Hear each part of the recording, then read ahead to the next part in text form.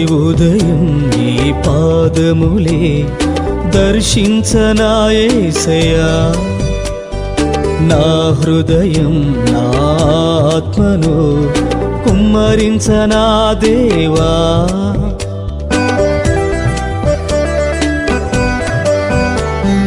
ప్రతి ఉదయం నీ పాదములే దర్శించనా యేసయ్యా, నా హృదయం నా ఆత్మను కుమ్మరించనా దేవా.